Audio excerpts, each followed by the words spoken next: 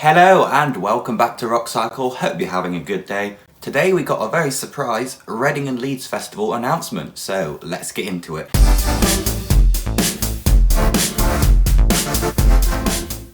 Well, we got about a dozen names or so, but there's only one name that everyone's talking about pretty much, and that is Lewis Capaldi, of course. Now, in case you've been living under a rock for the past year or so and have no idea who Lewis Capaldi is, the Scottish singer-songwriter has really rose to fame since the last time he played the festival, which was 2018, midway down the Festival Republic stage, with his emotional ballads that have been dominating the charts in the UK.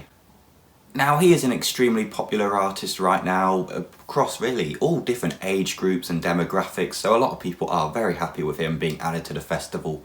But of course, Reading and Leeds are currently trying and really failing to please so many different groups of people with so many different music tastes. There are also quite a lot of people who aren't happy to have him there. Now, he is playing a special guest slot which is third down on the main stage on the Stormzy Day, which is the Friday or Saturday, I think, depending whether you go to Leeds or Reading.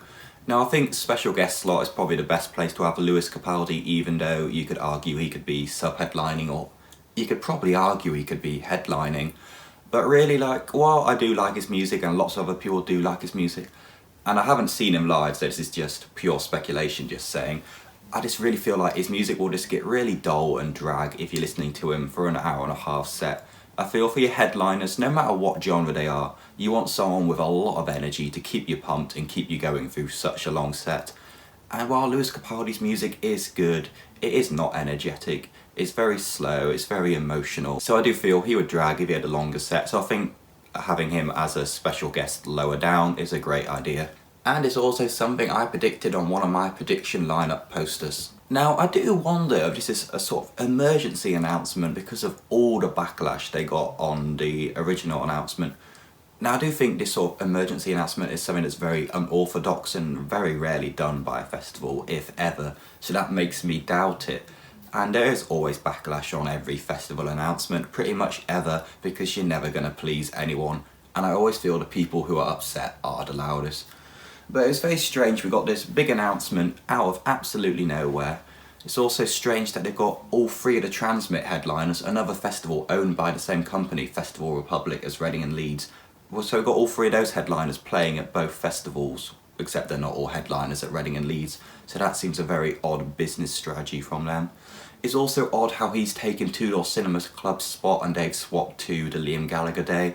I think that's because they didn't want to have three singer-songwriters in a row, so I feel like he wasn't planned and I feel this is a late addition. Now, I did get another 10 names or so, and honestly there's not that much there that really excites me. In fact, I didn't even recognise the majority of the names announced.